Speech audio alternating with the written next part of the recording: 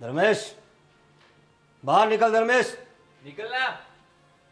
इतने दिनों से पैसे लिए वापस नहीं कर रहा है। अरे बाहर आ।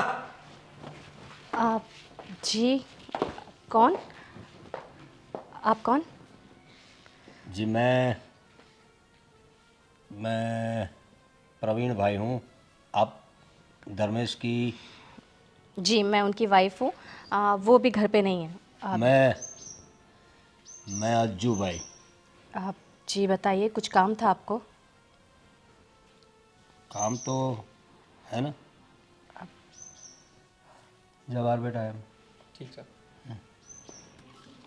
देखिए, आपके पति ने मुझसे 10 लाख रुपए लिए थे ब्याज से। उस बात को अब 6 महीने के ऊपर हो गया है। न ब्याज आया न सूद आया। अब बताइए, आपके दरवाजे पे आकर आवाज़ न लगाऊं तो क्या करूं? आप देखिए, आपकी बात सही है, लेकिन इस वक्त वो घर पे नहीं है, तो फिर जब वो होंगे आप तब आ जाइएगा। तब तक इंतज़ार कौन करेगा? 10 लाख रुपए दिए हैं मैडम। हाँ, मैं समझ सकती हूँ। अभी हमारे बिज़नेस में बहुत ज़्यादा लॉस चल रहा है, इसलिए थोड़ी सी देरी हो रही है, लेकिन आप यकीन मानिए हम जल्द से जल्द लौटा देंगे। क्या आपको पता नहीं उसने मुझसे 10 लाख रुपए लिए थे? कुछ जिक्र नहीं किया आपको उसने? किया तो था, लेकिन कहीं ऐसा तो नहीं कि इन 10 लाख रुपयों का उसने कुछ अलग इस्तेमाल किया हो, किसी लड़की में या अय्याशी में उसने उड़ा दिए हो? देखिए आप ऐसी बातें मत कीजिए, वो ऐसे नहीं है। और रही बात पैसों की, तो हमें बिज़नेस के लिए ज़रूरत था, इसलिए हमने उधार लिया था। और बिज़नेस में अभी फिर भी लॉस ही चल रहा है, इसलिए शायद देरी हो रही है। लेकिन जल्द से जल्द आपको आपके पैसे मिल जाएंगे। सही बात है आपकी। धर्मेश ऐसा कहाँ से करेगा? लड़कीबाजी तो वो कर नहीं सकता, क्योंकि जिसकी बीवी इतनी खूबसूरत हो उसे लड़कीबाजी करने की क्या ज़रूरत है? आह, और कब तक चुकाएगा ये पैसे? अब वो मैं उनसे बात कर कर आपको बताऊंगी। आप प्लीज़ यहाँ से जाइए। कब बताएंगे आप? कब बात करेंगी अपने पति से? वो तो अभी घर पे है नहीं। कब आएंगे? कब आप बात करेंगी? कब तक इंतज़ार करूँ मैं? देखिए वो जैसे ही आएंगे वैसे ही मैं उनसे बात कर कर आपको कॉल करवा दूंगी। अच्छा, तो मुझे कॉल करवाएंगे आप? देखिए, वैसे एक दूसरा रास्ता भी है। काफ़ी वक्त हो गया है, ब्याज भी नहीं आया, तो मैं थोड़ा बेचैन हो गया। मुझे अभी उस पे भरोसा नहीं रहा, लेकिन आपकी बातों से मुझे आप पे भरोसा लग रहा है। दूसरा एक तरीका है, अगर धर्मेश ना चुका पाए तो, और मुझे लगता है कि वो चुका नहीं पाएगा। अब कैसा रास्ता? आप चाहो तो आप भी चुका सकती है पैसे। मैं आई मीन मैं कैसे चुका सकती हूँ? और मैं चुकाऊँ या धर्मेश चुकाए, बात तो एक ही है ना। अब वो कर लेंगे बंदोबस्त, आप इस बात की फिक्र ना करिए। अरे, सच कहता हूँ, 10 लाख तो क्या, 50 लाख होना फिर भी आप चुका सकती है। बस एक बार आप हाँ कह दीजिए। मैं समझी नहीं आपकी बात, आप क्या अब कहना आप चाह रहे? इतनी भी नादान तो नहीं है कि मेरी बात ना समझ सके आप। देखो, वैसे पैसे वसूल करने के बहुत सारे तरीके हैं, लेकिन मैं थोड़ा थोड़ा क्या, बहुत ज़्यादा शरीफ आदमी हूँ। मैं जितना हो सके आराम से काम करता हूँ, मतलब आराम से पैसे निकलवाता हूँ। आप चाहो तो बड़े आराम से आप, मतलब ये क्या कर रहे हैं आप? ये छूने की कोशिश कैसे की आपने मुझे? देखिए, आपके पैसे उधार है हमारे पर, हम लौटा देंगे। उसके लिए ये सब हरकतें कभी मत करना, और यहाँ पर जब धर्मेश ना हो तब आने की कोशिश भी मत करना। जाइए आप यहाँ से।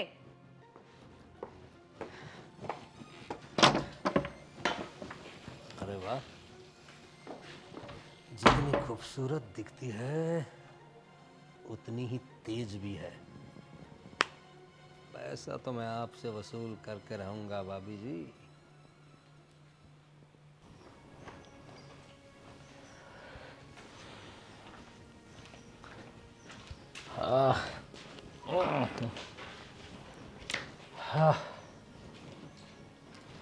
अरे शीतल, क्या हुआ? क्या टेंशन में हो? थक गई क्या काम करते करते? टेंशन में ना रहूं तो क्या करूं? तुम उधार ही इतना लेकर बैठे हो। तुमने 10 लाख रुपए उधार लिए, तुम वो कब लौटाओगे? अरे तुम्हें पता है वो उस 10 लाख वसूल करने के लिए कोई कोई अज्जू भाई करके कोई आया था। और तुम्हें पता है वो कैसी कैसी धमकियां दे रहा था, कैसी कैसी बातें कर रहा था वो। अरे सुन, मेरी बात सुन। तुझे टेंशन ना हो इसलिए मैंने तुम्हें बताया नहीं था कि मैंने अपने ये नए बिज़नेस के लिए पैसे लिए थे और इतने ज़्यादा लिए थे। पैसे लेने की ज़रूरत थी वो तो तुझे पता था, लेकिन 10 लाख इसके पास से लिए थे वो नहीं बताया क्योंकि तू भी टेंशन में आ जाती है इसलिए। लेकिन धर्मेश, ऐसे लोगों से पैसे लेने की क्या जरूरत थी? कल को पता है ये पैसे वसूल करने के लिए मिस अगर हमें जरा भी देरी हो गई, ये पैसे वसूल करने के लिए ये लोग कुछ भी कर सकते हैं। घर की इज्जत पे हाथ भी। अरे देख देख, तू टेंशन मत ले, सब कुछ ठीक हो जाएगा। देख तू टेंशन मत ले। और तुझे तो पता है कभी बिजनेस भी थोड़ा स्लो चल रहा है तो कुछ हो नहीं पा रहा है यार। पर मैं हो सके उतना जल्दी कैसे भी करके वो पैसे दूसरों के पास से लेके इन अज्जू भाई को तो दे दूंगा मैं। इससे अच्छा है कि कोई टेंशन ना रहे। धर्मेश, अगर तुम कहो तो मैं अपने पापा से बात करती हूँ, वो तुम्हारी मदद करेंगे। शायद देख, तुम्हारी बात सही है पर एक दो जगह पे मैंने बोला हुआ है, अगर वहाँ से कुछ नहीं होता तो फिर मैं तुझे बताऊंगा। तो तू पापा से बात कर, तो वहाँ से थोड़े बहुत आ जाए तो क्या उसको हम पैसे दे दे। पर हर बार पापा से मांगना भी ठीक नहीं लगता। जब भी कुछ नया करता हो, कुछ रहता है तो हर बार तुम्हारे पापा के पास ही हम पैसे लाते हैं और हर बार मांगना ठीक नहीं लगता मुझे। पर मुझे तो ये ठीक नहीं लगता है कि ये अच्छू भाई टाइप के लोग घर पर आकर इतनी जोर से चिल्ला कर ऐसी बकवास बातें कर रहे हैं और पता नहीं कैसे कैसे धमकी दे रहे हैं। अगर किसी को पता चला, सुनो, अगर घर पर मेरे पता चला तो, और आजू बाजू नेबर्स को पता चला तो क्या इज्जत रह जाएगी हमारी। मेरी बात सुन, वो उसका कॉल आ रहा था, मैंने उठाया नहीं पैसे की वजह से, इसलिए वो घर पे आया होगा। पर कोई टेंशन मत ले, जल्द से जल्द मैं कुछ ना कुछ करके पैसे उसको लौटा दूंगा। मेरी 2-3 जगह पे बात चल रही है, वहाँ से आ जाता है तो मैं करता हूँ। लेकिन देख, तू ज़्यादा टेंशन मत लिया कर, ठीक है? और मैं उससे एक बार बात कर लूँगा कि कुछ भी हो जाए घर पे आके ऐसे चिल्लाए ना, और घर पे आने की ज़रूरत भी नहीं है, मैं पैसे दे दूँगा उसको। ठीक है, तुम्हारे लिए कुछ लाऊं? तुम्हें कुछ चाहिए? थका हुआ हूँ, एक काम कर, अच्छी सी चाय पहले पिला दो, उसके बाद आराम से खाना खाएंगे। ठीक है, मैं तुम्हारे लिए अदरक वाली चाय बनाती हूँ।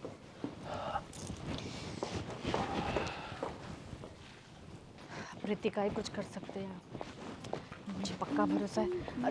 Ritika. Oh hi Sheetal, how are you? I am good. सुनो ना, मैं तुम्हारे पास ही आ रही थी। अच्छा, क्या बात है। लेकिन अब हमने तो 2 दिन के बाद मिलने का प्लान किया था। अभी कुछ काम से या ऐसे ही? हाँ रितिका, एक्चुअली हम लोग एक बहुत बड़ी मुसीबत में फंस गए हैं। क्या हुआ शीतल? क्या बात है, बोलो, मुझसे शेयर करो। देखो ना, इनके बिजनेस में लॉस चल रहा था तो हमें थोड़े पैसों की ज़रूरत थी, तो हमने किसी एक अज्जू भाई से 10 लाख रुपए उधार लिए। और अब ऐसा हो गया है कि हम वो चुका नहीं पा रहे, और वो हमारे घर पर आके धमकियों पे धमकियाँ दिए जा रहा है कि उसे अर्जेंट में पैसे चाहिए ही चाहिए, नहीं तो वो कुछ भी कर सकता है। और वो बहुत ही मतलब बहुत अजीब इंसान है, बिल्कुल जैसे कि वो कुछ भी कर सकता है अगर उसे पैसे ना मिले तो। और मेरे पास कोई रास्ता नहीं बचा तो मैंने सोचा कि मैं तुमसे मदद मांग लूँ। तुम मेरी मदद कर दो कुछ पैसों की। मैं देखो पक्का तुम्हें लौटा दूँगी, बस कुछ समय दे देना, बस जल्द से जल्द लौटा दूँगी। शीतल, आप तो पागल है। तुम्हें तो पता है ना कि तुम मेरी इतनी अच्छी दोस्त हो, या देखा जाए तो तुम मेरी इकलौती फ्रेंड हो, जिससे मैं सब कुछ शेयर कर सकती हूँ। अब तुम्हारी हेल्प करने के लिए तो मैं हमेशा तैयार हूँ।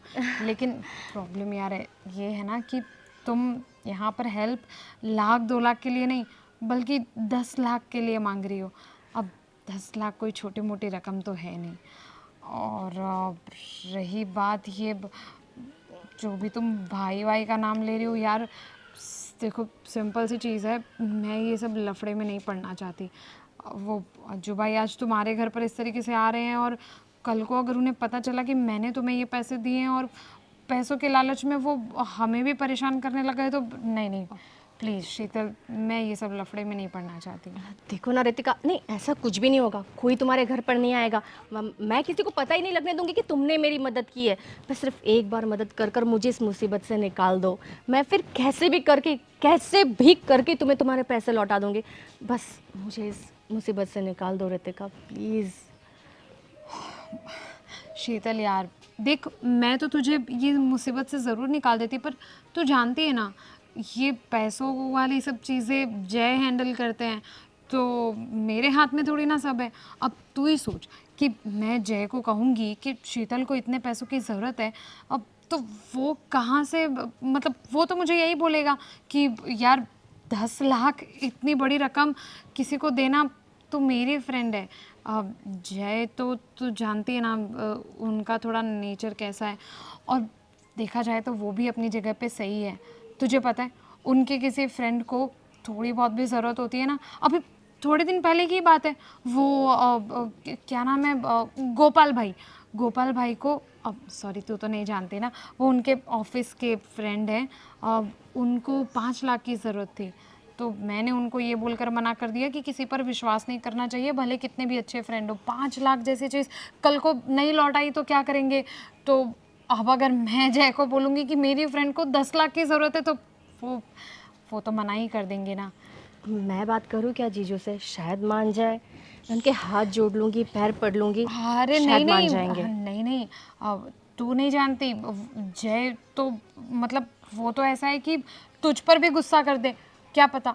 और मैं अपनी फ्रेंड की बेइज्जती होते हुए नहीं देख सकती, पर फिर भी मैं ट्राई करती हूँ, अगर 1-2 लाख की हेल्प हो सकती होगी तो मैं ज़रूर करने की कोशिश करूँगी। ठीक है, तू घर पर आएगी? नहीं, मैं जाती हूँ। अरे कोई नहीं, थोड़ी देर बैठ ना घर पे, हाँ चल करते हैं। नहीं, मुझे पैसों का बंदोबस्त करना है तो मैं जाती हूँ। अच्छा ठीक है, कोई बात नहीं। जो भी हो मुझे कॉल करके बताना। हाँ ठीक है।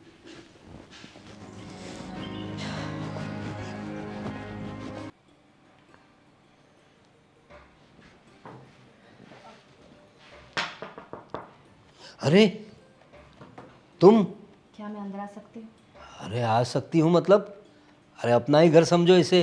आओ, मोस्ट वेलकम, सुस्वागतम। आइए, बैठिए। बताओ कैसे आना हुआ, पैसे लेके आई हो? वही मैं आपको बताने आई थी कि देखिए पैसों की रकम बहुत ज़्यादा है, तो हम नहीं कर पा रहे ये सब। मतलब मुझे नहीं लगता है कि हम ये चुका पाएंगे। बिजनेस में काफ़ी लॉस चल रहा है और मैंने हर किसी से, फ्रेंड्स, रिलेटिव, सबसे पैसे मांगकर कोशिश की है मांगने की, लेकिन कहीं से भी बंदोबस्त नहीं हो पाया। तो पैसे लेते वक्त ये सोचना चाहिए था ना, इतने सारे पैसे कैसे लिए जाए, उसे चुकाएंगे कैसे। अगर बिजनेस में डाला है तो बिजनेस से मुनाफा कमाएंगे कैसे, और जिनका लिया है उनको देंगे कैसे, ये सब पहले सोचना चाहिए था ना आपके श्रीमान पति जी ने। अगर वो मुझे बताते ना कि वो इतनी बड़ी रकम उधार लेने वाले, तो मैं उन्हें कभी नहीं लेने देती। उन्होंने मुझे बताया ही नहीं था लेने के वक्त। यही तो गलती होती है तुम्हारे पति जैसे आदमियों की। अपनी इतनी खूबसूरत बीवी से इतनी सारी बातें छुपाते हैं। 10 लाख रुपए लिए, 1 रुपया ब्याज नहीं आया, ये सब तुम्हें बताना चाहिए था ना, नहीं तो आज तुम्हें यहाँ तक आना पड़ता। देखो तुम्हारी सारी बातें मैंने सुन ली, अब मुद्दे पे आते हैं। बताओ किस लिए आई हो? मैं कह रही थी कि आप उस दिन मुझसे 10 लाख के बदले, मतलब हमें ये 10 लाख ना देना पड़े, उसके बदले आप कह रहे थे कि हाँ, आपके पास सॉल्यूशन है। सॉल्यूशन तो है ना। देखो, क्या नाम बताया आपने अपना? जी शीतल। शीतल, नाम की तरह ही हो आप, शीतल, एकदम ठंडक महसूस होती है आपके पास। देखिए, सॉल्यूशन तो है। मुझे पैसों की भूख नहीं है। पैसा तो मार्केट में मेरा बहुत घूमता है और हर महीने आता भी बहुत है, लेकिन आप जैसी शीतलता कहीं नहीं मिलती। मुझे भूख पैसों की नहीं, आप जैसों की है। क्या तुम अपनी मर्जी से अब मेरे पास आई हो? मर्ज़ी तो बिल्कुल नहीं है, मजबूरी में आई हूँ, क्योंकि हमारे पास और कोई रास्ता नहीं है और मुझे डर है कि इसी टेंशन में धर्मेश कोई गलत कदम ना उठा ले।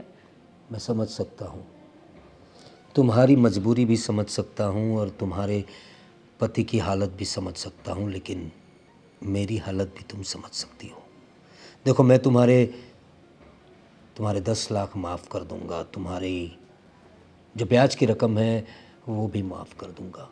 बस उधर वो भी माफ़ कर दूंगा, और तुम चाहो तो कुछ पैसे और तुम्हें दे दूंगा। नहीं, मुझे तुमसे और कोई पैसे नहीं चाहिए। बस मैं ये चाहती हूँ कि तुम्हें जो करना है कर लो, लेकिन आज के बाद हमारी ज़िंदगी से बहुत दूर चले जाना। ना ही कभी हमारे दरवाजे पे आना, ना ही कभी कॉल करना, और और ये 10 लाख भूल जाना।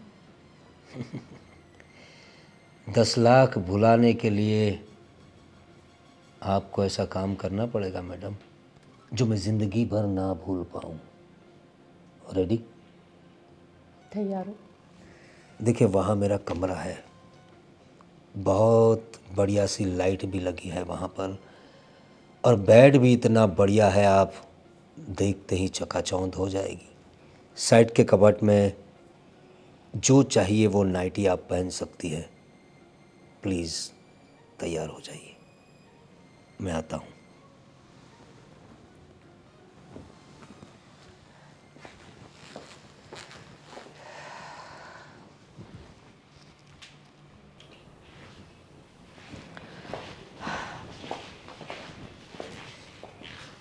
क्या सोच रहे हो धर्मेश? धर्मेश, हाँ, क्या सोच रहे हो? अरे कुछ नहीं, वो अज्जू भाई वाला ही टेंशन है। बहुत सारी जगह पे ट्राई किया, लेकिन कहीं से कोई पैसे का इंतज़ाम ही नहीं हो पा रहा। अब तुम्हें टेंशन लेने की कोई ज़रूरत नहीं है। टेंशन लेने की कोई ज़रूरत नहीं मतलब? क्या हाँ। कहना चाहती हो तुम? हाँ, हमारे सर के सारे टेंशन दूर हो गए। मैंने अज्जू भाई के 10 लाख रुपए चुका दिए। 10 लाख रुपए चुका दिए मतलब? कहाँ से लाए पैसे, कैसे दिए? अरे मैं इतनी जगह पर, सब जगह पे इतना सारा सबके साथ कांटेक्ट किया, सबके पास मांगे पैसे, फिर भी नहीं चुका पाया। और तू कैसे चुकाए तूने पैसे? कहाँ से लाई तू इतना ज़्यादा पैसे? धर्मेश, ये सब मत पूछो। पैसे कहाँ से लाए, किसने दिए, कैसे चुकाए, कुछ मत पूछो मुझसे, क्योंकि मैं इन बातों का जवाब तुम्हें कभी नहीं दे पाऊंगी। अरे मतलब तो इतने सारे पैसे, अगर 5-50 हज़ार हो तो ठीक है, लेकिन 10 लाख रुपए की बात है, और 10 लाख रुपए तू कहाँ से लाई? और तू बोल रही है कि टेंशन ख़त्म। कहाँ से लाई वो मत पूछो, उसको पैसे दे दिए, ये सब क्या है? कुछ खुल के बोलो तो पता चले मुझे। यही कि अज्जू भाई आज के बाद हमारे दरवाजे पे कभी पैसे मांगने नहीं आएंगे और तुम्हें किसी बात की टेंशन नहीं होगी। लेकिन आज के बाद याद रखना धर्मेश, 10 लाख हो या कितने भी, पैसे मांगना बहुत आसान है, लेकिन उन पैसों को चुकाना बहुत ज़्यादा मुश्किल होता है धर्मेश। अरे हाँ, मुझे पता है। मैंने बिजनेस को ग्रो करने के लिए लिए थे, और मुझे पक्का पता था कि हो जाएगा अपना बिजनेस स्टार्ट। तो ये 10 लाख रुपए तो मैं ऐसे चुटकी में दे दूंगा, लेकिन उसी टाइम पे मंदी की मार ऐसी आई कि बिजनेस चलना तो दूर, पूरा ठप हो गया। इसकी वजह से नहीं चुका पाया, वरना तो कोई दिक्कत थी नहीं। लेकिन अब चुक गए पैसे, अब तुम्हें किसी बात की टेंशन नहीं। लेकिन याद रखना, आइंदा ऐसा कुछ भी मत करना, और अगर करो तो कम से कम मेरी सलाह ले लेना, मुझसे ज़रूर बात कर लेना, मेरे बिना बताए ये सब मत करना। कर तुम लेते मेरी बात सुनो, तुम कहाँ से लाई इतना पैसा, वो तो मुझे बता दो प्लीज़। धर्मेश, शायद मैं ये बात तुम्हें कभी नहीं बता पाऊंगी, इसी में हमारी भलाई है। अरे पर शीतल, शीतल, इतने सारे पैसे एक साथ अज्जू भाई को दे दिए और बोल रही है कि बताओ नहीं। शायद मुझे लग रहा है कि वो अपने पापा के पास से लाके देगी, पर वो तो मुझे बता सकती है, लेकिन ये क्यों मना कर रही है कुछ पता नहीं चल रहा। हे भगवान, कहाँ से लाई होगी वो इतने पैसे।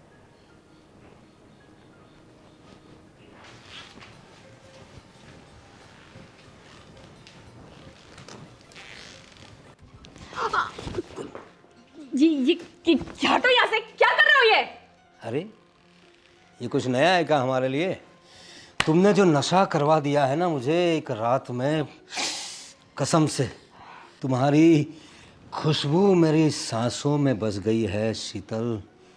मैंने तुम्हें कहा था कि तुम हमारे घर के दरवाजे पे नहीं आओगे और कभी अपनी शक्ल नहीं दिखाओगे। तुम क्यों आए यहाँ पे? अरे देखो, तुमने अपना कर्जा तो अपने हिसाब से चुका दिया, लेकिन अगर कुछ और पैसे चाहिए तो मैं देने के लिए रेडी हूँ। मुझे तुमसे कोई पैसे नहीं चाहिए। जो भी मैंने तुम्हारे साथ उस दिन किया पैसों के बदले, वो मेरी मजबूरी थी।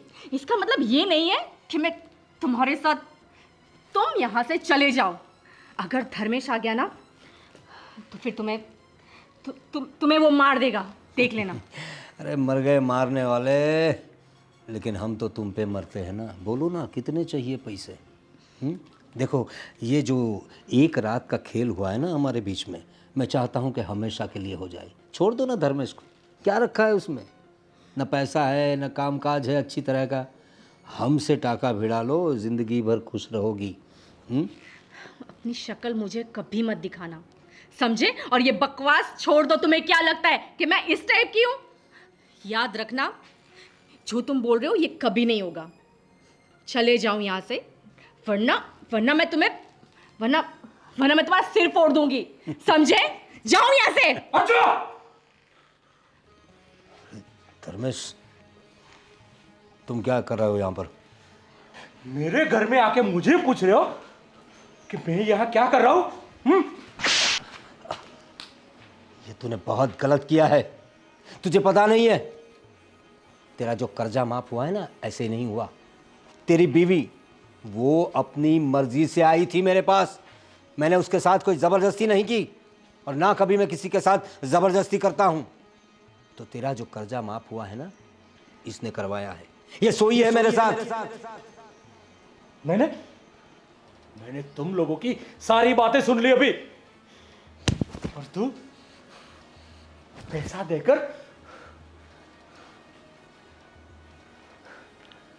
क्या? तुझे शर्म आती है?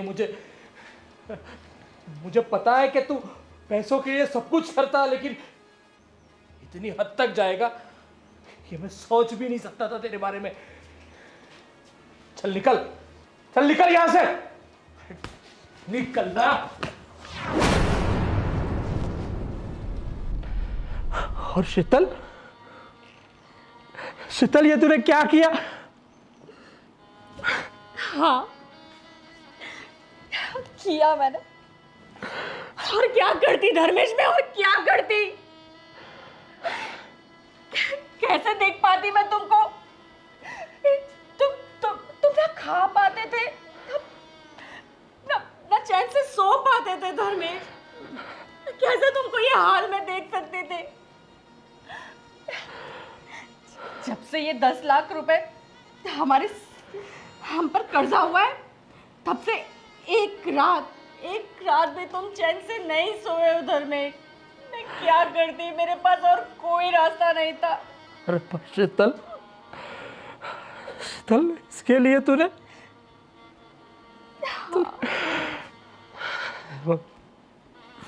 भगवान भगवान मुझे कभी माफ नहीं करेगा। नहीं धर्मेश, ऐसा नहीं है। सुनो, ये आज के बाद हम कभी ऐसा कोई कर्जा नहीं लेंगे। बस तुम रो मत धर्मेश। धर्मेश, ये जो कुछ भी हुआ है ना, हम लोगों एक बुरा सपना समझकर भूल जाते हैं, ठीक है? और एक नई शुरुआत करते हैं हम। हाँ हाँ धर्मेश। नहीं धर्मेश, बस सब ठीक हो जाएगा, सब ठीक हो जाएगा। मैं हूं ना तुम्हारे साथ, मैं हूं, सब ठीक हो जाएगा।